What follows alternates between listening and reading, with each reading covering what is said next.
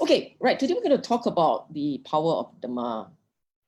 And when I was invited by Buddhist Jam Fellowship to offer a topic for to talk today, I thought very long and hard about it. And this topic came up because I thought it would be good for us in this COVID period to reflect on what Dhamma is and how critical is Dhamma for us in life. In not just this life, in lives. Because as Buddhists, we believe in lives until one realizes nibana. So let's just continue. Yeah?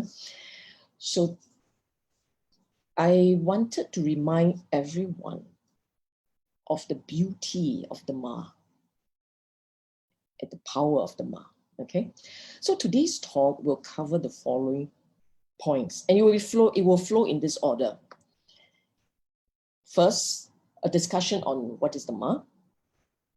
Then to go through the different powers that Dhamma can accord on a practitioner or one who believes. Okay, and these are the powers that it can deliver.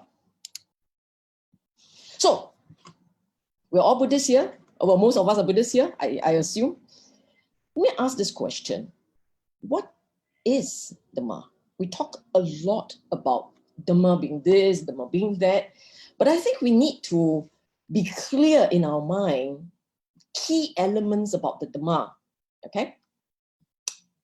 Dhamma is, number one, the Buddha's doctrine for cessation of dukkha. Above all, you can say so many things about the Dhamma, but above all, this element, this feature, that if you understand, you bring it into your system, it cultivating so well, because a part of our life, this is what can happen. Okay, I will elaborate further on this. Dhamma is also the Buddha's description of reality. What we have, what we experience is conventional reality. Okay? The doctrine that the Buddha shared, instructed, that doctrine is about ultimate reality. 3, it's a method for training, it's a methodology for training and cultivation towards enlightenment. And the final one, some of you may say, 3 and 4 same, right? No, not the same. The 4th one is a guidance for Nibbana. Sounds the same, but it's not. I will explain later. Huh? So, point 1, cessation for dukkha. In the sutta, Alagadupana Pama Sutta, Majjhima Nikaya 22, the Buddha said this phrase: in the past, monks, and also now, I teach dukkha and the cessation of dukkha. So the foremost objective of Dhamma is for cessation of dukkha. What it means is this: if you think about it, right? Cessation of dukkha. What is dukkha? Dukkha has been translated as suffering, but most time they'll translate as suffering.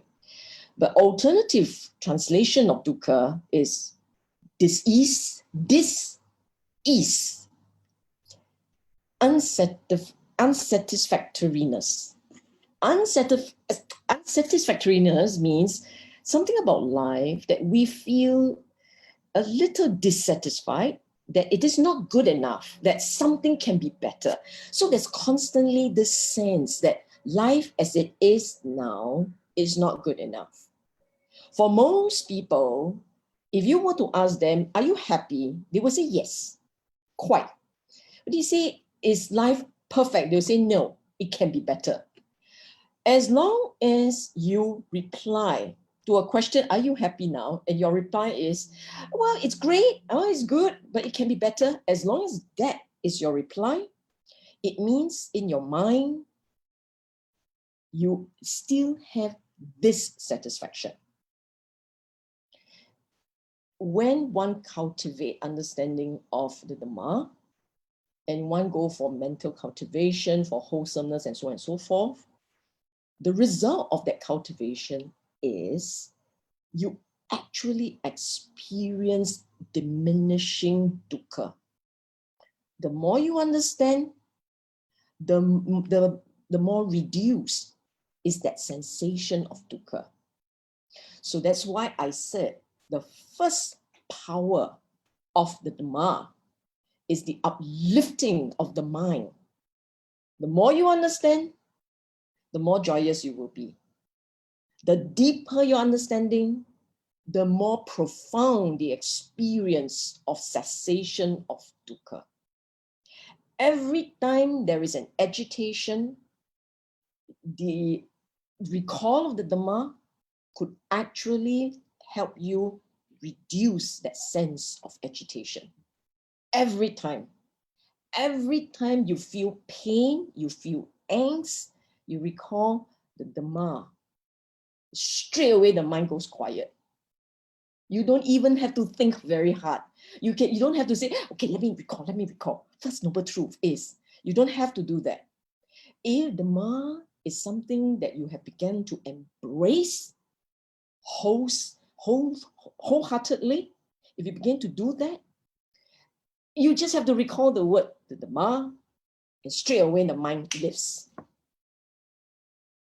If there is not power, I don't know what's power. The words of the Dhamma. Huh? Okay. Next. I said that it's the Buddha's description of ultimate reality. Okay. And here we have to explain a little bit more. Reality of the regular mind, our conventional reality, invariably is in some kind of a denial with mortality. When we say permanent, the regular mind sees permanence in what is impermanent. What it means is the regular mind lives in denial without paying any attention to mortality. So some people will say, what do you mean by that? I don't have that problem. No, you do. Every one of us go to bed at night and we all assume that the next day we will wake up. I've said this many times. Nobody goes to bed assuming that going to bed is the last thing they will do in this life. Everyone will assume waking up, it's a given, not an option, it's a given. If every night your view is, I will wake up tomorrow, then that tomorrow, the ending point, it's not a feature at all, right? And if tomorrow never comes, it means you will live forever in your mind. Your form can die, but in your mind, your assumption is, I can wake up again, I can wake up again, I can wake up again. Therefore, you live forever. What does this mean? How does this affect the way we look at life? We fight like when we argue, it's like we cannot cave, we cannot give in at all because it's just not acceptable. When we give in to anything, it's like it's forever we will be at a disadvantage, forever we will be bullied, forever we will remember this. Like we have that obsession with doing something. When we do something, it is meant to last forever, but it's not. Whatever that we do, whatever that pops into the mind, whatever event, whatever kind of relationship, it's all impermanent. It comes and it goes, but we never see it that way. We can't help seeing a certain degree of permanence.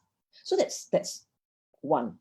The second reality, conventional reality, which is a flawed reality of a regular mind, is that regular mind assumes pleasure, assumes that happiness is an entitlement.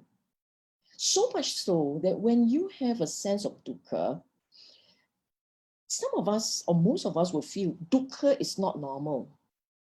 Dukkha is abnormal. But that's not true.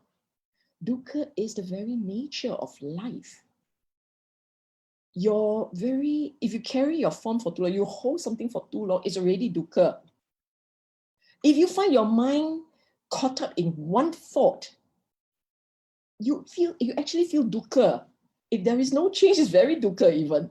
So the mind actually has experience of dukkha, but we don't know that.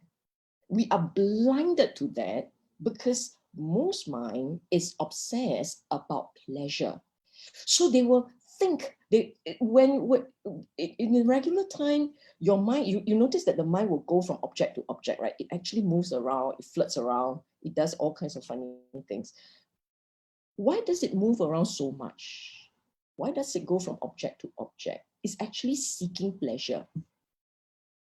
If you don't believe me, you look at your mind when you have one moment of mindfulness and you catch yourself drifting, right?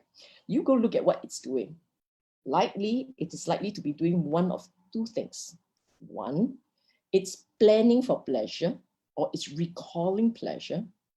Or two, it's recalling displeasure and is fighting very hard to forget. Or it is anticipating pain and is fighting very hard to not think about it. It's one of two things that it's doing. The mind rarely stays put because it has a fixation with pleasure. It goes in search of pleasure, or it goes trying to stay away, trying to run away from pain. These are the two extremes that the mind is caught up doing.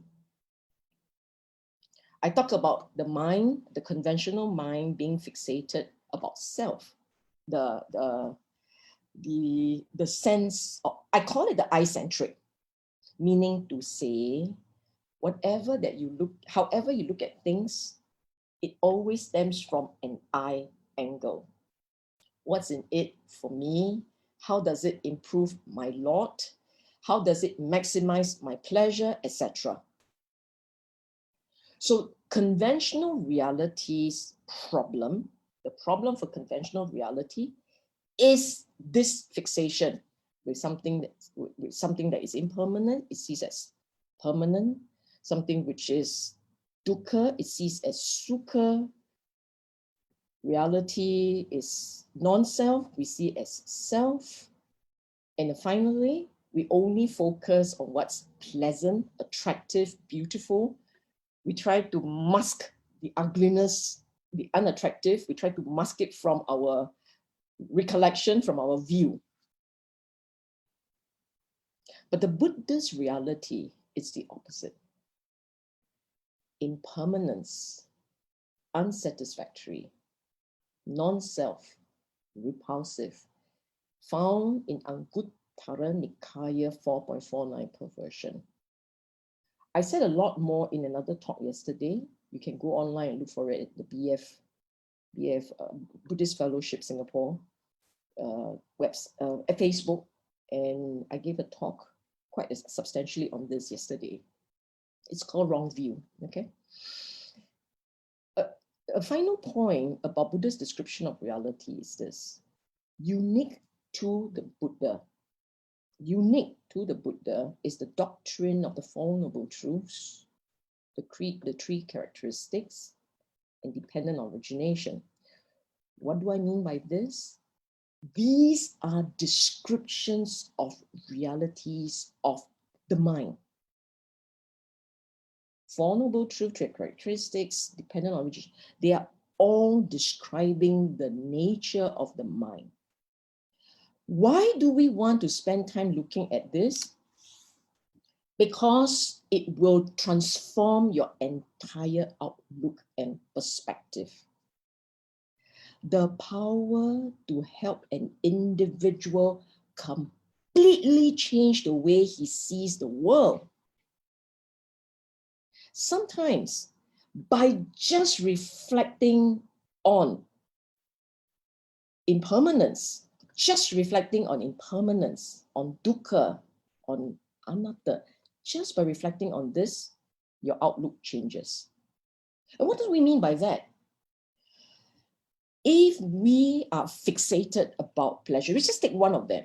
If we have a certain sense of entitlement about pleasure, and we think a normal life, a regular life, and we assume that a regular life is all about pleasure, then when we experience pain, the mind freezes. It gets into an agitation about pain. It shouldn't be like that. Pain is natural. It comes and it goes. If you are able to actually accept whatever is happening as it is happening, and it will dissipate. It will come and it will go.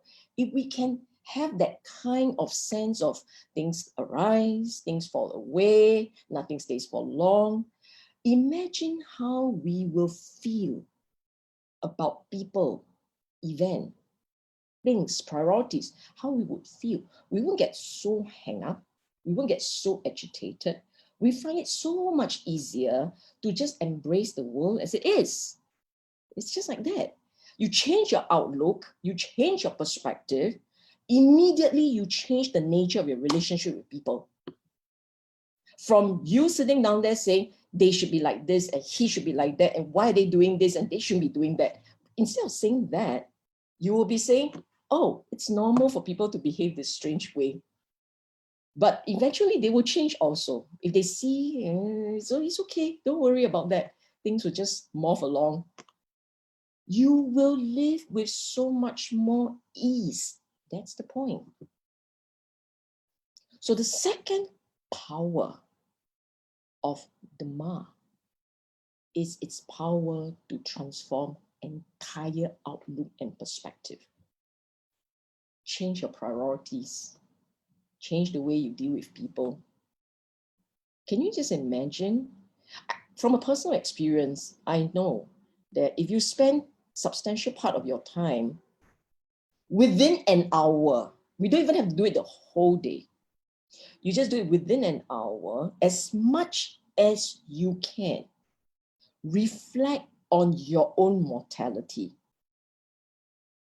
Just within an hour, when you spend that 1 hour reflecting on mortality, number one, reflecting on the fact that your health will give one day, as is the nature of the body, reflecting on yourself losing your youth as time passes. When you start doing things like that, you look at your mind at the end of that 1 hour. You will find that something has shifted. You don't believe me today? Okay, maybe not 1 hour, half an hour, because what I did for myself that one time was to actually spend a solid half hour fixing the mind on mortality. After half an hour, I stare at the mind and go, you know something? It's very weird. You actually don't feel that self that much. It starts to shrink substantially. So go try it. For the heck of it, just try it. And then you see how Dhamma shifts the mind. Half an hour, imagine if you do this as long as you can, every day without fail, instill it into your daily life. Your mind will change substantially, okay? As a method of training and cultivation, one, the Dhamma has, I'm not sure if you all know it, but it has a huge emphasis on cultivation of wholesomeness and restraint. You will find a verse in Dhammapada 183 saying, avoid evil, do good, purify mind. Okay? And it's in that order. Avoid evil, do good, purify mind, in that order. Don't start with purify mind and go backward. It doesn't work like that. Why is it in this order? Because our natural instinct is to give in to our impulses.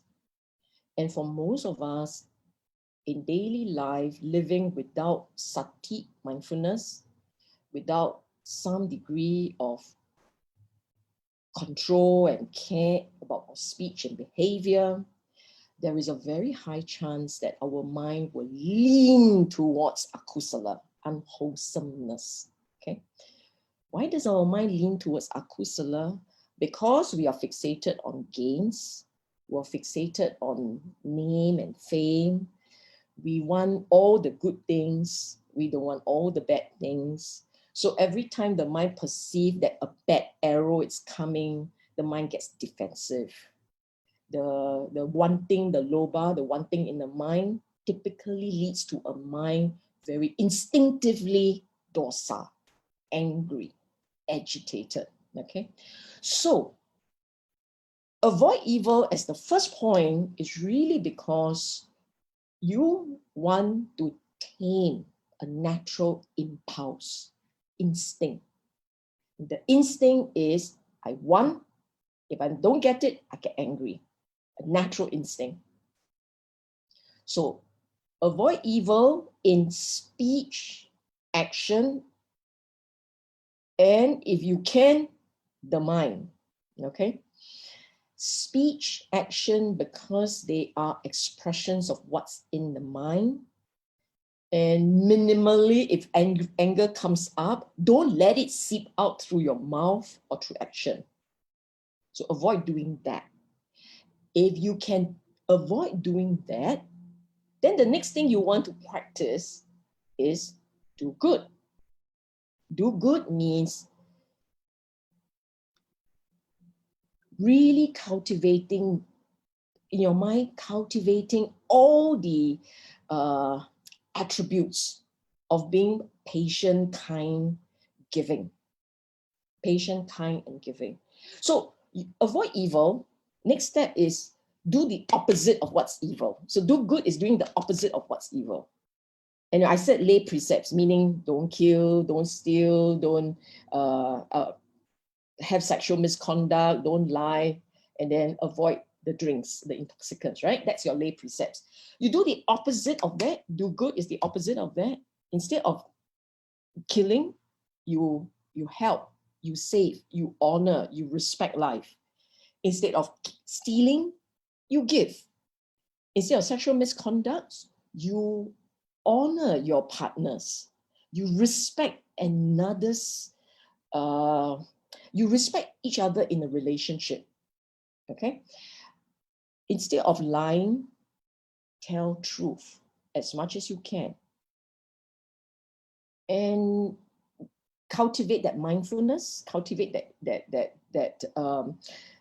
try to keep the mind in the present as much as you can, as opposed to getting yourself drunk, okay? So this is just doing good.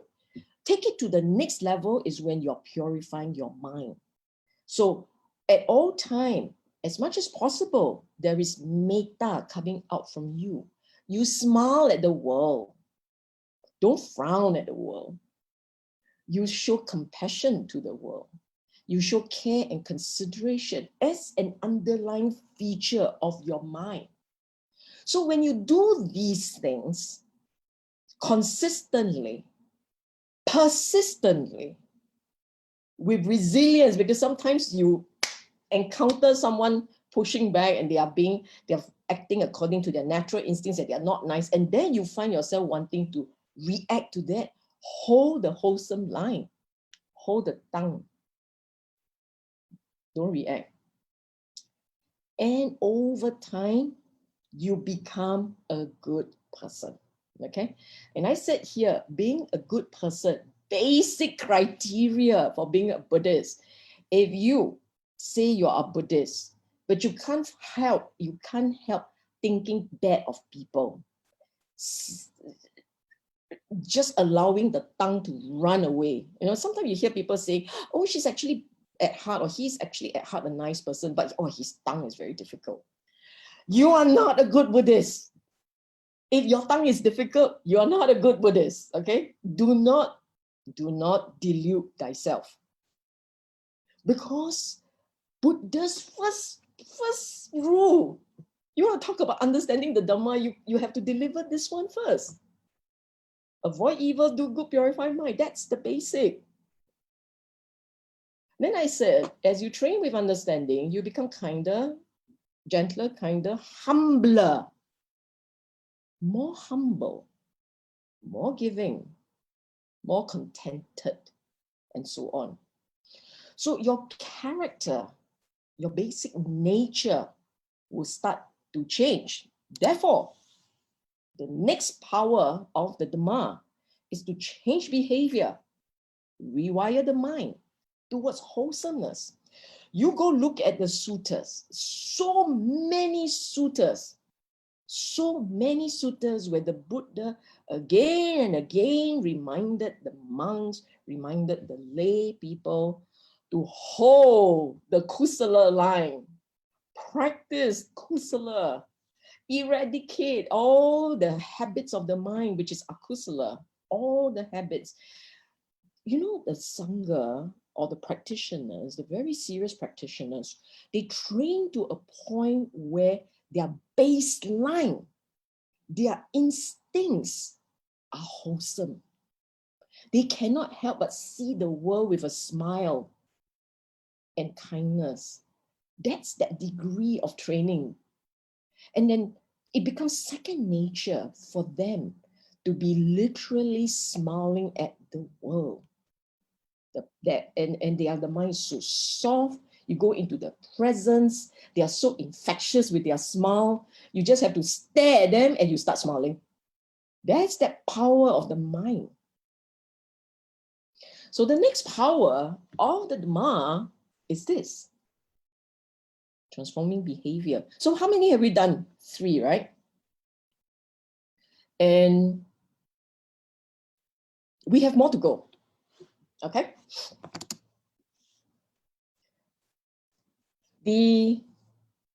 As a method of training and cultivation too. Okay.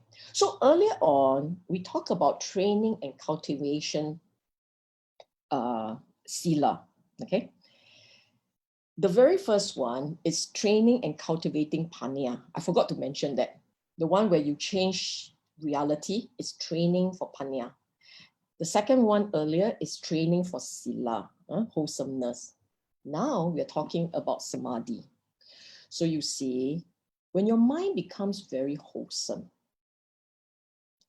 must be naturally wholesome. If you are still avoiding evil, it's not wholesome enough. If you go from avoiding evil to doing good, it's getting wholesomer, more wholesome, okay?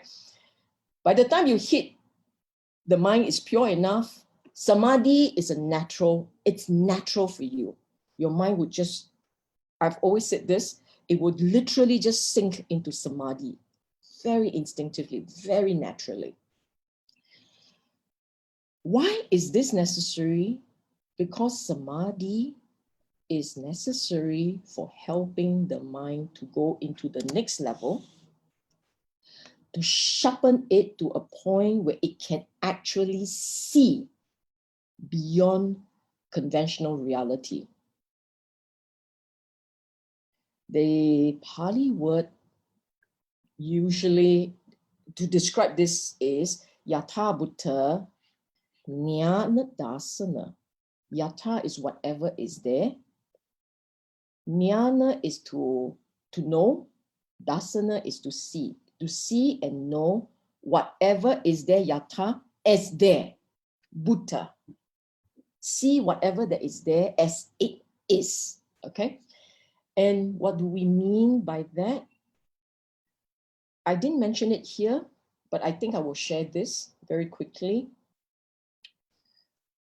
We said earlier on, conventional reality is seeing what is impermanent as permanent, seeing what is dukkha as sukha, seeing what is non-self as self, seeing what is ugly, unattractive as attractive. We said that, right? So what is seeing? Seeing what? It's actually seeing the 5 aggregates of grasping. The nature of the mind has 5. I'm being very careful how it's phrased. It's not the nature of the mind. Our experience of reality actually requires this 5 aggregates, okay? And these 5 aggregates are your form, the body, vedana, feelings. It's not emotion, it actually is sensation. So when there is a contact, as soon as there is a contact, there is a sensation, you feel something, and that sensation, as I've said before, the sensation is either positive, negative, or neither nor. So positive has been translated as pleasure. Negative, it's painful. Neither nor is neutral. Neither painful nor pleasure. When you have a contact and there is a sensation, that sensation is called vedana. It has only three types of experiences. Pleasant and you like it, painful you don't like it, neither nor. For a regular person, they don't like it. For a practitioner, neither nor is experienced as pleasant, okay? I'll repeat this. The regular person, painful, they don't like it. Pleasure, they like it.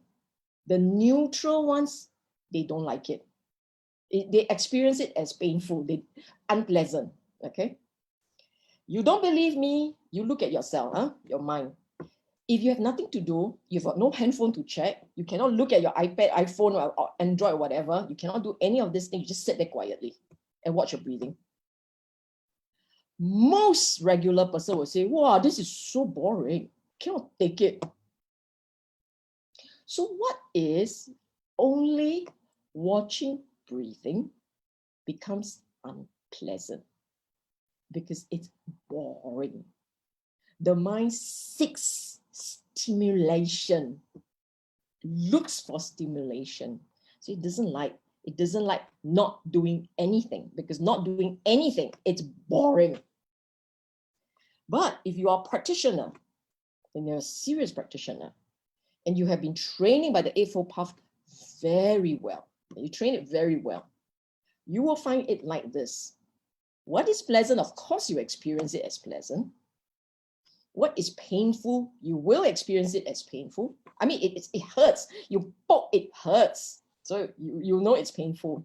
But everything in between, they actually experience it as pleasant, meaning to say it's acceptable. They have no problem with just being there, doing nothing, not looking iPad, not looking at iPhone, not stimulating their mind with some external stimulations. They're quite happy with it. They will sit there quietly watching their breathing for as long as it takes. Because even that is pleasant. It's okay. Why? Because the mind is light and happy. When the mind is very light and happy, anything goes. It's fine. Okay? So as a training for the mind, to sharpen the mind to a point that they see beyond conventional reality, how powerful is that? Also, sorry, I only explained form and feeling, right? I haven't explained the rest. So happy talking, I forgot about explaining the rest. Perception, so you have form, feeling, vedana, perception, sanya. Sanya is recognition. When there is a contact and the mind recognizes, the mind will see, and then it knows, it remembers, it recognizes. That part is sanya. Then you have one more, which is sankhara. Sankhara is When the mind recognizes, then it starts talking, it starts constructing, okay? So as it constructs, the construction is Shankara, thinking. Bhikkhu Bodhi translated it as volitional formation, okay? Ajahn Thanissaro translated it as fabrications. So different words. The idea here is literally thinking with no control, just thinking, drifting, thinking all over the place. So I repeat, form, sensation, contact, sensation, feelings, recognition, volitional formation, and the last one, vijnana, is consciousness. So when all these comes together and you are aware, that awareness is vijnana. And the cultivation is to be able to see these 5 aggregates of grasping as impermanent, as not sukha, dukkha, because it keeps going and it's unsatisfactory. You'll never be able to catch anything standing still. They're always changing. So you look at them, they're always changing. What's there to hold on to? That's the idea, okay? And it's non-self. It goes on a rhythm, on a system, by itself, conditionally a reason, and fades away, and you have no control. There is no, I want this and this alone. You cannot have that. This arises conditionally and fades away conditionally. I want pleasure only. It doesn't work that way. Pleasure sits on a set of condition. It comes and it will go. I don't want pain. Sorry. You have no buffet choices here. You take what's given to you. It is conditionally a reason and it will fade away. So Dhamma is that methodology of training that helps one to become more wholesome, and the mind becomes more peaceful, gentler, subtler, softer. It will have that effect. And the power of the Dhamma is to help this mind see beyond conventional reality. Then I said, it helps, it's a guidance towards nibana. Now you think about this, huh? We said life after life after life, we are born, we will die, and then we'll come back again, and then we will die, and we'll come back again. Where is that way out? In the sutta, when the mind is trained to a certain level of realization and understanding, this mind knows how to switch off. It can do that. What it means is, when you reach the stage of Arahant and all the fetters, all the 10 fetters drop, when that happens, there is the realization, the taste of Nibbana. It's the end of it.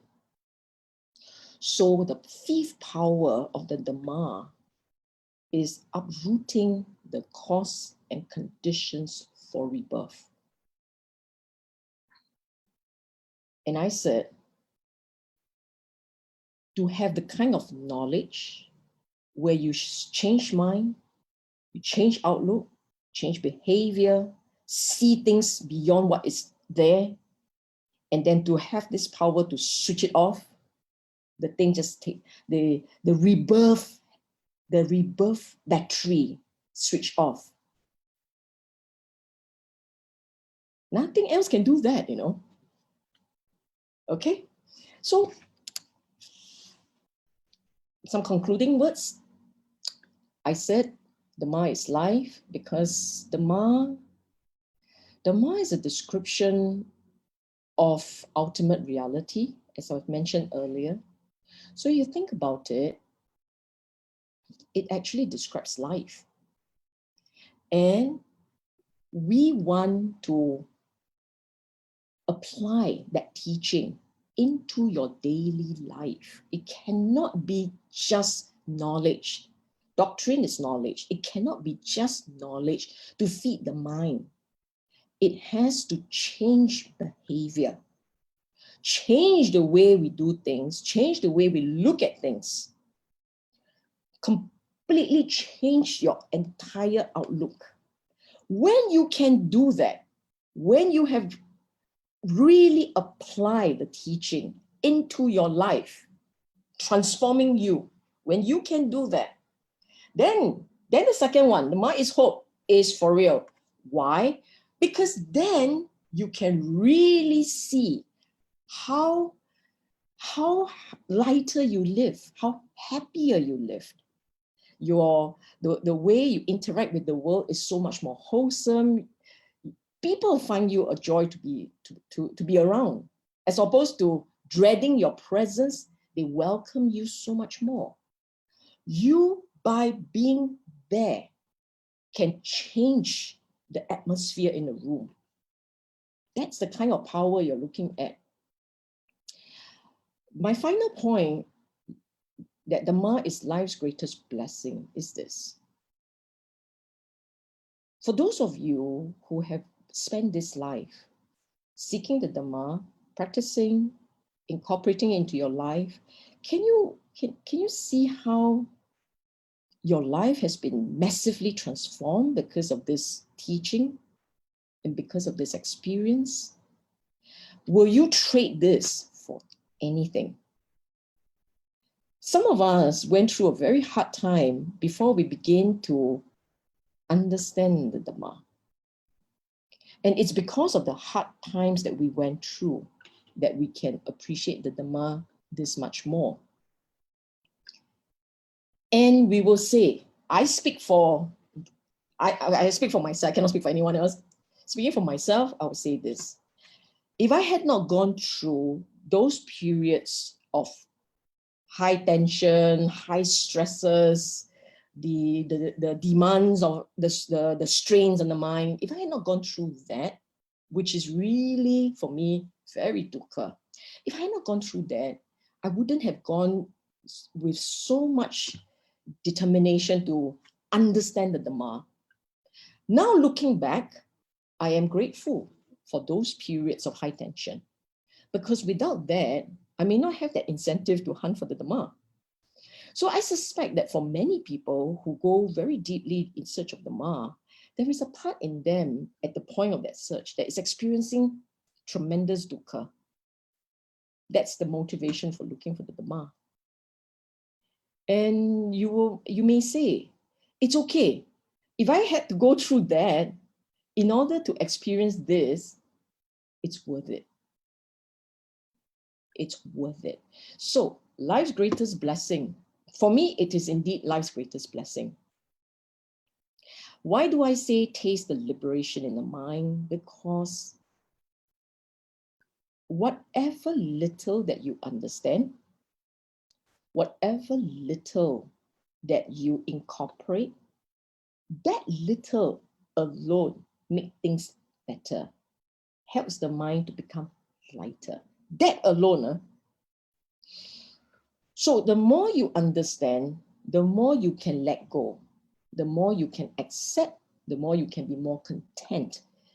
Every time you can let go and you can be more content, that is a liberation.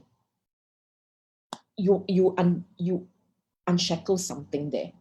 You don't believe? Let me ask you this. Let's say you get very upset with people. You're very annoyed with someone. Really annoyed. And there is a part in you that really want to show the anger and agitation. So you want to give the fellow a piece of your mind. But for whatever reason, maybe you're training, that at that point you say, you know, this is first day, 15th day of the month, I should be a bit more compassionate. Okay, that's it. I leave it alone. So at that point you say, I will leave it alone. The point when you say, I will leave it alone, at that point, if you truly mean what you say, you will actually find a little relief. You will feel better. So by being wholesome, the mind is free a little. Do you understand what I'm saying? You have to be very conscious and observe your mind as you experience life. You observe what's happening in your mind. Okay? You hate somebody, 30 years never talk to the guy. One day, maybe just before you die, you decide, try. Not before you die. Maybe you found that, he has got bad illness and, forget it. I'm just going to reconcile a bit. So you take that first step to reconcile, and you talk to the fella and you say, I'm sorry that we had this altercation and I want to get better. We want to get back together as friends. You go look at that mind, that point when you make that overture. Do you feel better? What it means is you have unknotted something in your heart. So you free your mind, free a little bit of the heart. Okay? So that, to me, is the power of the Dhamma. It's lives, it gives hope, it gives blessings. Okay? I'm done here. We can take question. Hang on. We'll take questions. Thank you, Sister Sylvia. Sister Sylvia shared a lot about the benefits of understanding the Dhamma. The reason she chose this talk, she told me, was because she felt that a lot of Buddhists don't really appreciate the power of Dhamma. So now, Sister Sylvia, there are 8 questions so far. Okay. Okay. Please keep your questions coming in for those who are listening in. Okay, the first question from Brother David T is, why the teaching of the Dhamma is said to go against the stream? Okay. You see, it's not just against the stream. Very often you hear the word overcoming the flood. The idea here is this. In regular life, we have certain desires. We have strong desires. We have instincts, and in our instincts, we want to. The instincts are usually akusala. I want something. I must have something. I prefer something. And then if you don't get what you want, you can't have what you want. There is anger. There's agitation, right? So this anger and agitation, the wanting, anger and agitation, they are all the stream. You flow according to your instincts. That's going by the flood, going by the streams. Going against that means you do not go with your instincts. The Dhamma doesn't, when you are into the Dhamma, you actually you try to go against some instincts, the akusala instincts, okay? And when you go against the akusala instincts, it can be very hard for people. It can be very challenging. Why is that? Because the mind wants to give in, right? I mean, if you quarrel with someone, and there is a part in you that says, hey, you're a practitioner, you shouldn't be quarreling. But you see the compulsion, the push for you to do something, say something, beat back, win this argument. You have that. But if you're a practitioner, you have to zip, hold it, no harsh speech, no slander. When people come together and they gossip, you zip, don't gossip, no harsh speech, no slander, no pisuna watcher, you name it. All these Pali words will come out. Don't do any of these things. Going against your instincts. And you tell people to go against their instincts, that can be very difficult. They will ask you, first question, why? Why must I keep my mouth shut? Why must I hold my tongue and not react? Wouldn't that mean that they will take advantage of me? Don't we talk like that? It means people will see me as bullyable.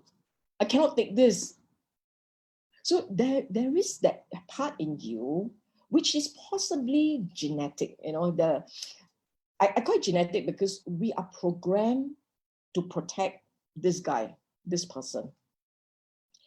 And you want to protect this person means you must do things to protect its name, to protect its possession, to keep him safe. You can do all kinds of things for him. There is that instinct. So if you perceive a threat, whether it's a verbal threat or a physical threat, it doesn't matter. It's a threat. The instinct is then to react and fight back. When that happens, you have flow with the flood, flow with the stream. Okay, and you will end up, when you give in, you will end up creating the condition in the mind for future fights. You get better with each fight.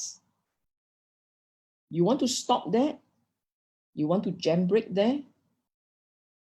It's not easy, but it can be done. The point is it can be done. Okay? Yeah. We're going to the next question.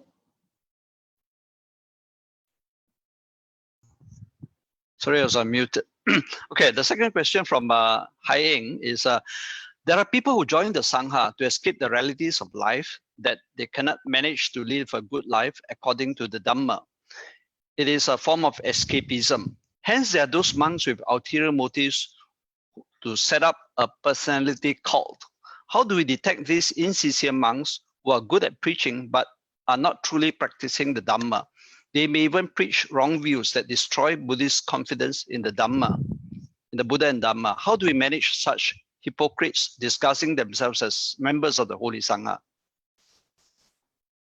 One of the first things that you look out for in not just monks, I don't want to just comment about monks, okay? A non-practicing monk is no different from a regular person anyway. You can't see what's in people's mind, but you can see behavior. You can hear what people say, you can see behavior. And in one of the teachings, Buddha talk about how you look out for a good man. I actually have given an entire talk on that. You go online and look for Sappurisa, you'll find it. Sappurisa, it's an entire talk. But here I will summarize it. The key thing is look out for wholesome behavior, wholesome conduct. That's the main thing. As I said, you cannot see mine. You also, if you have not been practicing or you don't really know the Dhamma, you can't tell what is taught, whether it's right or wrong. But you can see conduct, can see behavior. And Buddha advised his disciples to observe for a while behavior and conduct. Why? Because a wholesome, unwholesome, if it is a fake wholesome, it's a fake one, it cannot last. You go and stay there, watch very carefully, you observe very carefully, spend a bit of time observing, you will spot all the little giveaways, negativities. Now, if this person talk a lot about wholesomeness, but you see the temper flare and the greed there and so particular about this and that and has got 101 demands, hello, what kind of a practitioner is that? Because practice is about contentment, about acceptance, about making do, having minimal demands. And then they have one long list of do's and don'ts for you to deliver. And all kinds of expectations. It must be like that, cannot be like that. And you must bow, okay? Bow and you must bow like that. We have all these kinds of demands. I can tell you something is off there. Has to be off. So when you see that something is not consistent with his teaching of kusala, that's where you take one step back, no? take a step back. There are so many monks and there's so many practitioners. You don't have to trail after this one.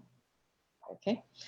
The second thing to bear in mind, okay, now let's say you don't have a lot of time to follow this individual and track behavior. Let's say you don't have a lot of time and you only have that one shot. Sit there, you listen, and then you go off, right?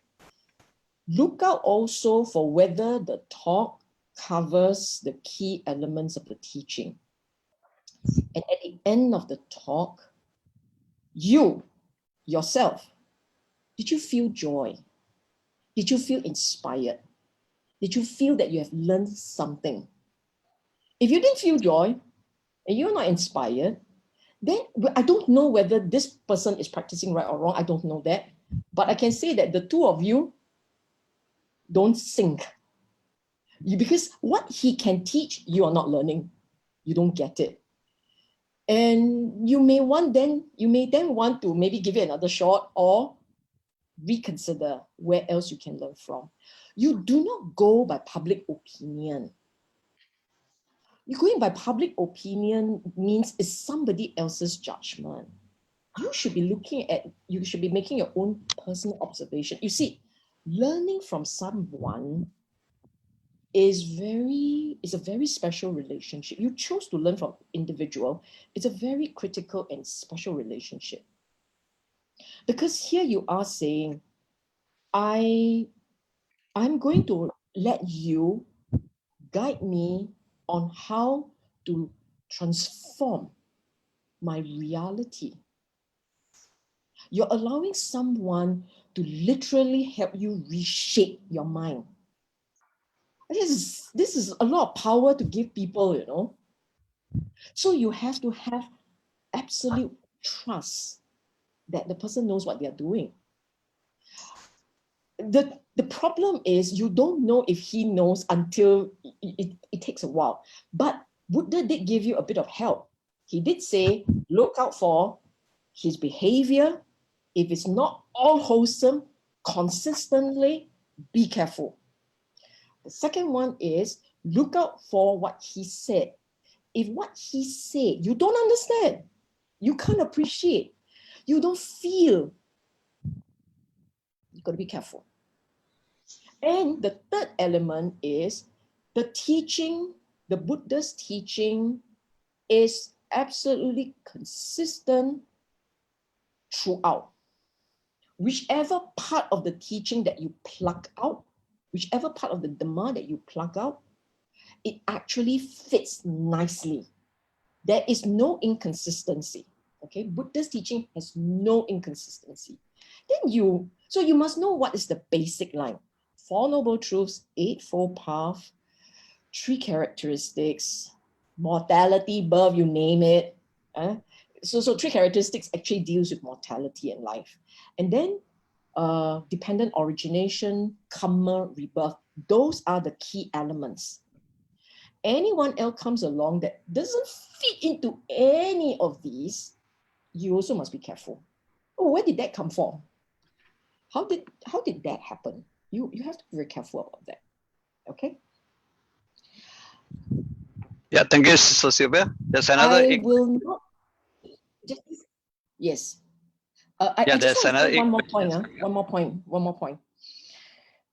I took a look at the question, and there is this part about managing the Sangha, right? It is not for you to manage. Lay people, your only managing is withdrawing support. Okay? Lay people's job is just to withdraw support or to give support. And my advice to everyone is this. You find a Sangha worthy of support because he's a really good man, he's a very dedicated practitioner, and he has tremendous wholesomeness. Support him. He needs your help because he's not earning a living. He's just dependent on lay people to support. And that is your job. Your job is to bring your support, whether it's time, money, help, to the individual who is trying his best to practice and correct the mind. And you will see it from his conduct and behavior. Okay? Yeah. Yeah. Thank you, Sister Sylvia. So there's a keyword. It's up to us lay people whether to support them or not. Support the worthy ones, worthy of support. Question 3 from Brother A.L. Chan. It is difficult to define evil as it comes in many forms and in the subconscious mind. So if do good, then can avoid all evils, right? Rather than the reverse. Please elaborate. Oh. There are two key akusala mental states that we need to know by heart. Two unwholesome mental states. Two, if you call it evil, two evil mental states. Two unwholesome one. One is greed and two, anger. Okay, greed, loba, anger, dosa, ill will. Every shades, every single other kinds of evil or akusala will sit on the mother of them all, which is greed. I have said this before, and I'll say it again. Any form of akusala, you name it, you go find the greed in it. It is a greed. It's a shade of greed. The feel, the taste of that greed is the same, but the manifestation looks a bit different. For instance, we say jealousy. Jealousy is greed. You are defensive of yourself, and you want to have the things that another has. You want it for yourself. One thing for yourself. So that's greed. Worry is akusala, right? Why are you worried? Because you want whoever you worry for, whether it's yourself or others, you want this person to be okay. You want.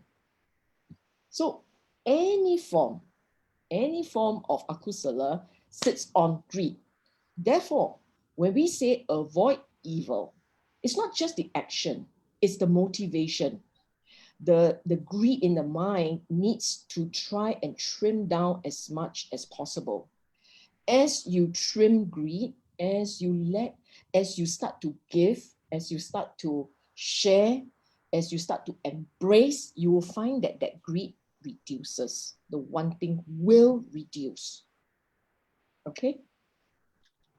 So I will say that no, you have to start from avoid evil, because avoiding evil helps you to see your own mind. The point about the practice is also to recognize within yourself those negative instincts that come up. If you say, I'm only fixated on doing good, but I never quite understood that evil part, right? Never quite see that evil part. Then what will happen is this. You're suppressing all the negativity. You're trying very hard to do good, but you're suppressing all the others. And one day it will blow. It will explode in your face. You may lash out and say, I've done so much for everybody. Why is it nobody is appreciating me? Seriously? Like that, not good. Like that means you are, oh dear. It means that your evil, your akusala, actually hasn't dissipated. You are doing good without necessarily understanding why and understanding your mental states. Okay? So ideally, you do it by the 4 right effort way, meaning you see something unwholesome, you jam it, you throw it out. Don't let it come out. Something like that. Don't ever let it come out. But in place of that, you quickly proliferate. You bring up all the wholesome and you proliferate. That's ideally, it should be done like that. Then you are doing avoid evil, you're doing good. And this effort will purify the mind, will clean up the mind. Okay? Yeah. Thank you, Sister Sylvia. Another question from Brother Hai Eng. There are cases of out-of-body experiences during meditation. Is it safe for people who experience several times of out-of-body experiences to continue meditating? How can the power of Dhamma protect and guide them to overcome this meditative situation or hindrance? What happened in the so-called out-of-body experience? The guy float away? because I don't know what that means. I can tell you that in meditation, okay, this is not about meditation, but it's okay. Whatever questions you ask, I will answer. Okay, you see, when the mind is focused rightly in a wholesome way, and the Buddhist type of meditation always starts from wholesome, secluded from unwholesomeness, secluded from sensual pleasures. Your mind you enter the first jhana, and it goes on, right? So the first 2 points, secluded from unwholesomeness, secluded from sensual pleasure, what it means is this, that the mind is wholesome and it is now focused, say, on breathing. When the mind focuses on an object and it successfully it stops itself from wandering around, but stays put on the object, at some point, the mind gets lighter. When it has gotten lighter, softer, more subtle, the feeling is that it has left the body, because you don't feel the body. The mind is aware of mind, lightness, and it is not paying attention to form, which is heavy. And as the concentration deepens, you can actually completely lose the sensation of the form, the body. But that's not out of body experience. The body is still there. The mind is still contained within that brain. It hasn't floated out into something else. Nothing has happened, okay? So I honestly, on this question, I'm not sure what it really means. If that is the experience, that the body is not there, it's very normal. And please do continue. It means they're doing a good job with the deepening of the samadhi. It's fine. So that's point one. Point two is this. Buddhist, you're a practitioner. If you are serious about the practice, the meditation is to support insight, understanding, insight, vision. Okay? You are not practicing meditation for meditation's sake. You are trying to calm this mind down to the point that the mind can observe clearly. The mind can observe clearly the operational features in there, how it processes things. And in how it processes, there is that clinging, there is that craving, that wanting, the akusala, and so on and so forth. You begin to notice certain habits of the mind, and some habits naturally will give one dukkha. Some habits naturally will help you to ease away from dukkha. You start to observe these things. These things you can't see in regular life when your mind is not clear, sharp, focused, aware enough. But when it is, when the Sati Samadhi are in place, it can happen. You will be able to observe these features, okay? And that is the intent of meditation for Buddhism. And when you're doing it like this, the Dhamma will protect you. You are protected by wisdom. You're protected by wholesome mental states. Dhamma help you to understand what's wholesome. In that sense, it becomes a protection for your mind. Okay? Okay, thank you, Sister Sylvia. Next question. Does the 5 aggregates come as a pile, meaning all must be there for one to notice? They all are always there, but you pay attention to one thing at a time. The aggregates are always there. They don't arise one by one. They come together, except for the Shankara, which may or may not work out. It may happen, it may not happen. If you're very mindful, you don't have Shankara, you have Vitaka. It's slightly different. Your mind is just more still. But at any one time, rupa is there. It happens in the brain. Vedana is there. The moment there is a contact, there's Vedana, there's sanya. There is that sensation and there is recognition of that sensation together. They come very fast.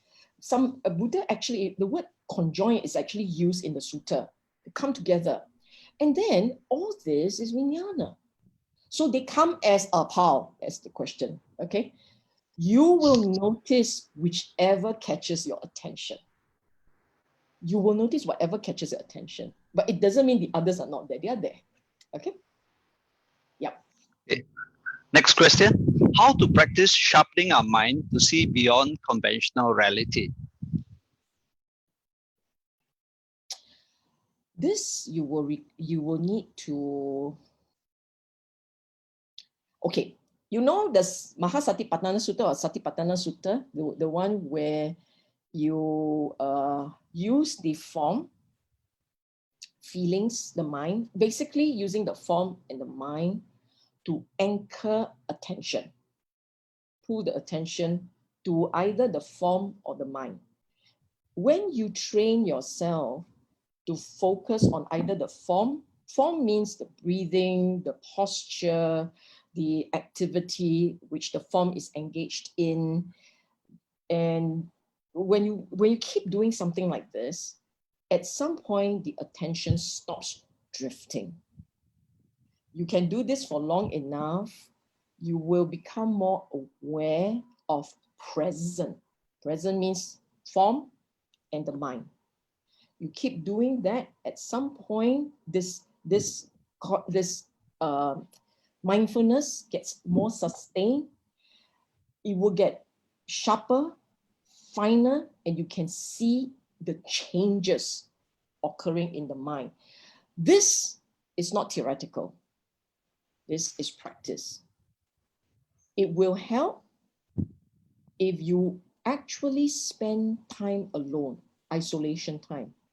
For many people, to learn this, they go for a retreat and they spend time learning and practicing at a retreat. I think for the first personal experience, the very first time you try to sharpen your mindfulness, attend a retreat. Go for a longish one. A retreat is not 24 hours. A proper retreat has to be, I think, at least 5 days minimum. 3 days won't help. 5 days. And if you're very new, you've never done this before, go for 10 days. If you had some experience with meditation and all, some experience, but you feel that you're not good enough, go for more than 5 days, okay? You see, I find it very hard to explain because much depends on condition. The skill of the teacher or the people at the retreat in helping you understand what's going on and then how to tweak yourself, whether you are very easily distracted and you seek a lot of external stimulation to keep you happy, because you have to manage that one has to change.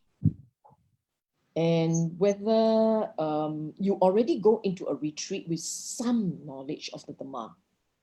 So ideally, should be like this. Ideally, you have at least clarity on key aspects of the Dhamma, specifically the Four Noble Truths, the Eightfold Paths, and Tilakkhana, the 3 characteristics. So essentially, your Dhammacakkappavattana Sutta and your Anattalakkana Sutta, you go online, you look for teachers who give very good talks on those things, and you listen until it kind of get into your mind. You have to have knowledge before you go on retreat. You go on retreat, blah, blah, you'll come out blah, blah. You have to go in with knowledge, okay? So that's point 1. Point 2, Why retreat? Because you need time where you are not distracted. You have all the time in the world to look at your form and look at your mind, and you keep doing that. I must warn you, most retreats can be very dukkha. If you're doing it for the first time, it's very dukkha. For the first time, you will see the reality of dukkha in your mind. You know, it's like you cannot do a thing to distract yourself. You cannot be planning for pleasure. You just stare. And then as you stare, you go, oh, this is terrible. This is so painful. It will happen like this, okay? But you must persevere, must push on. Learn the methods that they teach you. And then after, if you're very new, for the first time, at least 7 days, then after that, you will hopefully have picked up a way of looking at that mind. Okay? And you keep practicing. Your practice cannot stop when you leave that place. You have to carry it with you. You're learning a skill. Think of it like this. It's like learning a third language or fourth language. You don't use it, you will lose it. You learn meditation skills, you learn mindfulness skill, you don't use it, you will lose it. So even after you leave a retreat, you continue to stare at the mind. Look out for the features of what is taught in the first teaching, Dhammacakka, as well as the second teaching, the Lakkhana. You keep doing that, you know what I mean when I said your mind gets sharpened to become aware of what is going on. And when you can correlate what's going on with the Dhamma, this is going beyond conventional reality. Okay? Yeah. Thank you, Sister Siva. Question from Nicholas. How can a seriously ill person who is suffering relate and use the Dhamma as a path to pain relief or as an escape?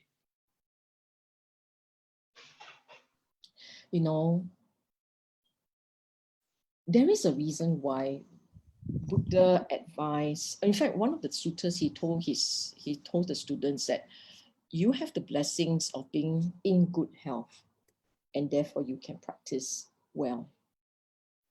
Health, it's not that you cannot practice when you're sick, but if you had never spared a thought for the Dhamma, if you had never spared a thought for the Dhamma, and then you're now sick and you are scrambling to understand, it gets very hard. Because the regular mind, in the presence of pain and dukkha, cannot help but be caught up with it, caught up with the dukkha. That's not seeing dukkha. Seeing dukkha is actually seeing origin of it.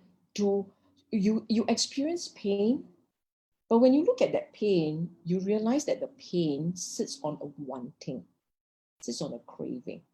If you do not have that craving and that wanting, the sensation of that pain is muted, reduces. When there is wanting for this pain to go away, for pleasure to come back instead, when there is that wanting, then the dukkha becomes double. When you want it to go away and you want pleasure back, the dukkha is compounded.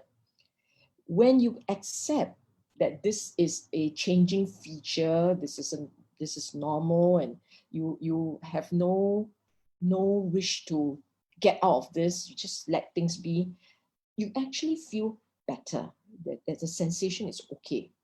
So when you ask, how can they relate and use Dhamma as a pain to pain relief? This question already holds a certain assumption. And the assumption is the Dhamma can erase the pain. Yes, but not in the way that you imagine it to erase. Not in the way that the common might imagine it to eradicate. It doesn't work like that. It's the knowledge and the understanding, and then you transform an attitude. Okay, knowledge of the actual nature of pain and the attitude towards it must change. then you will experience the relief. But the normal human doesn't want to change attitude. He wants to change pain. So if you want to change pain without compromising, without changing your attitude, it won't work. It doesn't work like that. You understand? So will there be enough time to change attitude? Maybe, depending on how wise the patient is. How wise, not how educated, how wise. If the patient can intuitively understand the driving forces of dukkha, the patient can overcome his own instincts, change his own perspective. He can change his attitude, he can change his perspective, his experience of the pain will change. It's how much you can do. Let me ask you, you have children and you want the kids to study. You want them to, on their own initiative, go and read a book and prepare for exam on their own. But the kid resisted. He doesn't understand what you're saying. He doesn't want to do it. Tomorrow is exam. Pain, huh? Tomorrow, you are now in pain. Tomorrow is exam. You think he's going to change his attitude? You think he's going to do the necessary? Maybe, but probably not. They may not learn. They don't understand, they don't learn. Okay, so the bottom line in answering this question really is changing the attitude of the individual, helping the individual understand that the nature of the pain is impermanent, and if he can accept the impermanence, he will learn to ride the pain. He will learn to just accept it, ride it. Then some days it will be good days, and he can see himself adjusting to the pain, and accepting it. Some days will be bad days when he can find himself resisting it, resenting it, pushing it back.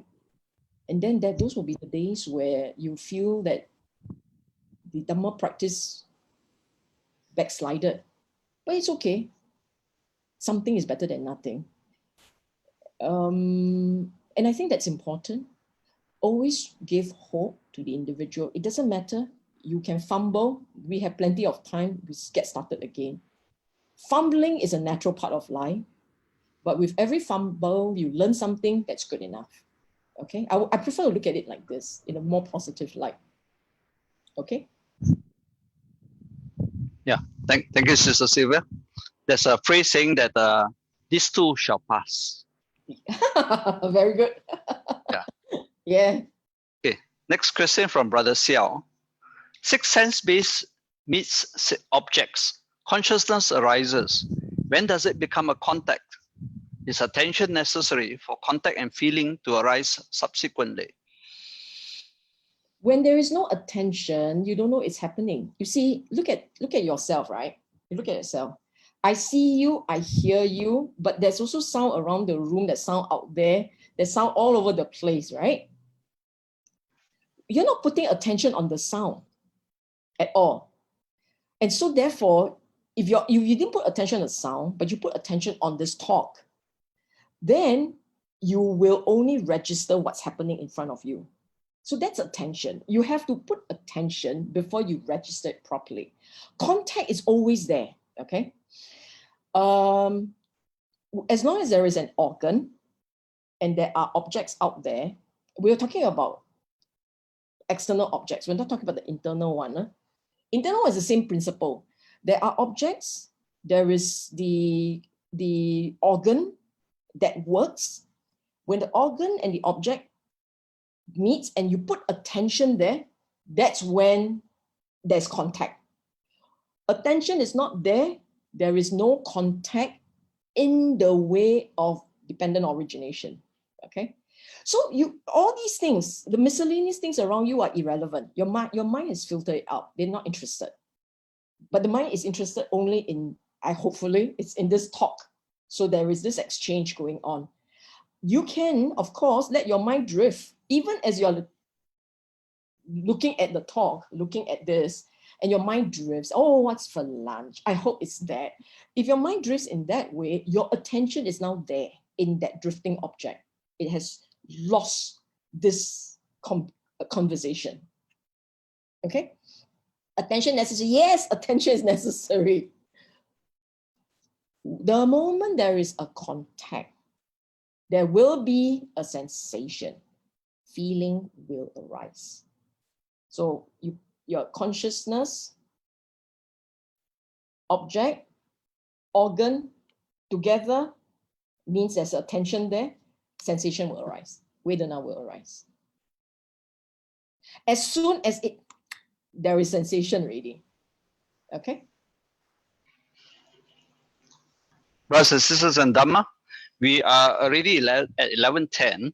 So please give us your feedback whether you like there's still a lot of questions there. Would you like the questions we continue? Please give us feedback in your Facebook chats or in the Zoom chat here. Okay? I tell you what, some of these questions I can answer very quickly. And if you don't mind, give me another 5 minutes, I'll go through very quickly. But the answers Okay, sure. Okay. Sure. Okay. Yeah. Okay, next question from Brother Surya Kumar. I'm a beginner to the Dhamma. Is there any content to read and understand to imbibe the Dhamma in day-to-day life? I tell you what, I will go through the questions myself very quickly. I will answer you in a while, but this one takes a bit of time. But let me answer the simpler ones first. How does a Buddhist go for refuge? What's the meaning of refuge? Basically, the idea here is you in your mind, you say, I embrace, I have taken the Buddha as my refuge. Buddha, Dhamma, and Sangha. Let me explain very quickly. Buddha is the teacher, Dhamma is the teaching, Sangha are the practitioners. So if your mind says that I am turning to these, the collective three, Buddha, Dhamma, and Sangha, for help in understanding my life, my mind, my reality, I turn to them for lessons, for teachings. Then that is when you are going to them for refuge. I do not consider refuge as a ritual. A ritual alone is not a refuge. It's when the mind turns to the teacher, the teaching, and the practice. Then you are going to Buddha, Dhamma, Sangha for refuge. Meaning you go to them to help you alleviate dukkha, alleviate the strains of life. Okay, move on. Restrain, keeping silence better than saying something, yes. Sometimes people find silent as being rude, it's okay. When there is nothing good to say, nice to say, don't say. If there's nothing positive, helpful for people's benefit, don't say. Don't feel obliged to say something simply because you don't like silence. Because when you say something that's damaging, it is actually a lot worse than silence, okay? Restlessness conditioned by remorse, best meditation, better, all kinds of akusala will give rise to restlessness and agitation, all kinds. So you want to overcome akusala, the way to do it really is to focus on wholesomeness. So it can be anything. It can be gratitude. It can be sense of being blessed. I'm such a lucky person. I'm fortunate. It can be metta. It can be faith. Sometimes depending on the strength of which kusala works for you best. Some people are naturally very grateful. Some people are naturally very faithful. They think of the Buddha, they light up like 1,000 watts already. So you become more familiar with your own wholesome mental states. Which one comes out the fastest? You take that one as your anchor, your kusala anchor. Okay, so if metta comes out very easily, every time the agitation comes out, metta, and then you turn on the wholesomeness. This will shield you, protect you. How does one know if my parents, okay, this is about rebirth very quickly. There will be rebirth, full stop. As what? We don't know. So the Buddha's advice to a guy by the name Janusomni is this: you don't know. you just do your transference of merits, sharing of merits, you share. Wherever you do something wholesome, you just share. If they are in a fortunate plane, in a better plane, great. If they're in a not so good plane, they will need your help. This is as simple as that. But even if they are fortunate, they will still be very happy for you that you are a wholesome person and you're doing all these wonderful things. The other point to make is this: when you share merits, apart from sharing to the individual, meaning my parents, my loved ones, you actually share all past relatives. As the Buddha said, you have lived through so many lives. It cannot be that you don't have a past relatives that need your help. So just try and do it for everyone as much as you can, okay? How do I let go of the view? Oh, I tell you, there's a lot of questions. Huh? Now, views very quickly. All views are mind-made construction. Mind-made construction. So you have to first tell yourself that whatever views that you hold, they are constructed anyway, number one. Number two, try and keep views wholesome. So if you find yourself saying, mine is the best, yours is not good enough, that is unwholesome already. That's just bad for practice. It will cause your mind to trip. It means that there is a sense of akusala growing. I want to be good, I want to be top, I want to be better than people. That kind of views harms your practice. So you tell yourself this: views are views. Doesn't matter whether right or wrong. You can hold, if a view causes you to have more angst, more agitation, it's a bad view. Anyway, don't care if you're Buddhist or not, it's still a bad view. But if a view causes you to feel better, happier, you feel lighter, you feel more embracing, closer to people, that's a good view. It's okay to have that view. It actually brings the kusala in you out. Yesterday, I gave a talk, I said, on wrong views. You can check it out at the Buddhist Fellowship website. Now I go back to answering the last question, which I gave out earlier. If you're a new Buddhist looking for books to read, I will recommend these books. Books written by Ajahn Chah, Ajahn Jayasaro, Bante Gunaratana, Eya Khema. All these books are wonderful read, easy to understand. They are not books, except maybe for Bante Gunaratana's book.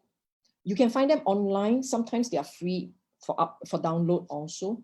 These books are great because they are very, very consistent with the path, and it's very uplifting. You read them, you feel so inspired. You read a book by one of them, you go, I shall go and meditate now. That is the kind of effect that good books, good Dhamma books would do for you, inspiring you and getting you to get all excited about doing the right thing and going by the correct path. Okay? Yes, I think we are done with the questions as much as I can.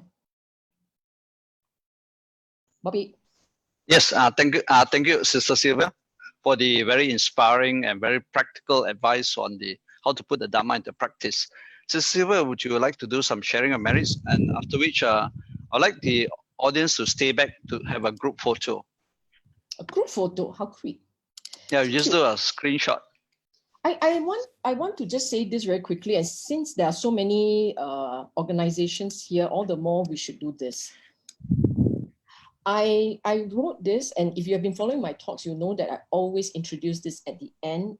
The intent here really is for people to give, not to just take, but to give back, and to experience gratitude, to experience a sense of blessing, and to do something right by another, okay?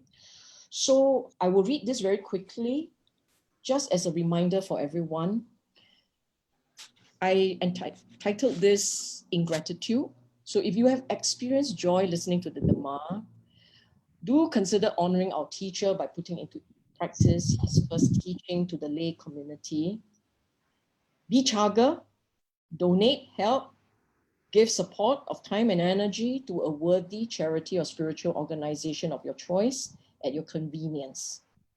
And I want to stress here, for the benefit of the organizations here, they all need your support. So choose whichever one you want to and donate, give support, okay? We must never take for granted the blessings that we have enjoyed in this life. As our forerunners had done it right by us, we must continue the good work for those who come after. So may the Dhamma last long. May we continue to enjoy supportive conditions for learning and practice. And may we never deviate from the true teaching as long as life lasts. Okay. Do you all know the Pali words for sharing of merits to all beings? Do you have it, the slides? Bobby, don't have? No. Okay, let me, I have it, but I'll have to go and look for it. Give me a minute.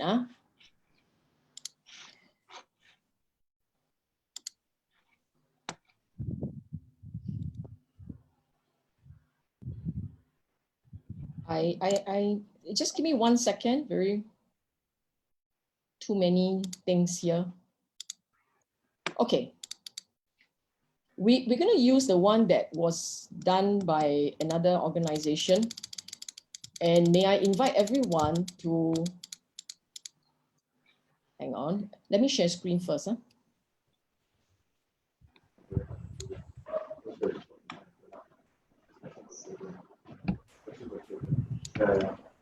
it's a very narrow, very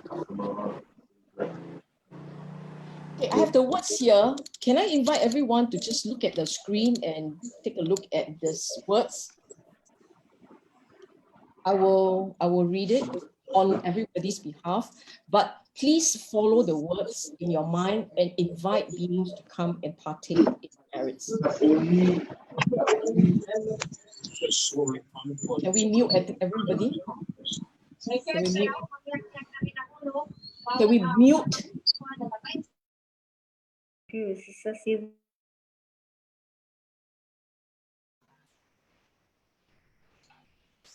Etawata cha amehi sampadang punya sampadang sabbe dewa anumodantu sabba sampati siddhya. Etawata cha amehi sampadang punya sampadang sabbe buddha anumodantu sabba sampati siddhya. Etawata cha amehi sampadang punya sampadang sabbe satta numodantu sabba sampati siddhya. Whatever merits that we have thus acquired, may devas, beings, and humans partake of it. May it contribute greatly to their happiness. May I invite everyone to ask your departed relatives to come and share merits. Idame nyatinang hotu sugita hontu nyatayo. Idame nyatinang hotu sugita hontu nyatayo. Idame nyatinang hotu sugita hontu nyatayo. Let us marry the accrue to our departed relatives, and may they be well and happy. Sadhu, sadhu. Sadhu, sadhu, sadhu. Okay. Can we ask everyone to switch on your videos? We take a group photo. Okay, great. I'll start with the first page first. Okay. Put your hands together, Anjali. Let's start. 1, 2, 3. Okay, I'll go to the next page. Okay. Can all of you please switch on your videos? Galaxy A70, Chua Xiaoling, iPhone.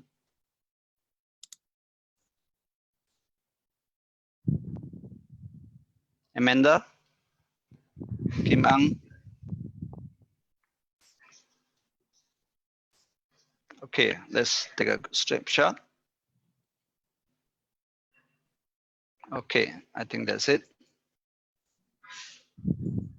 Okay, once again, thank you, Sister Sylvia, for the wonderful sharing. Thank you all. And thank you all the societies who have participated in this broadcast. Thank you, Sister Sylvia. Sadhu, Sadhu, sadhu, Thank you, Sadhu, sister. sadhu, sadhu. Thank you, Sadhu, Sadhu, sadhu, thank sadhu, you. thank you, Sadhu. sadhu, Sadhu, sadhu. Sister B. Hi, Angie. Angie.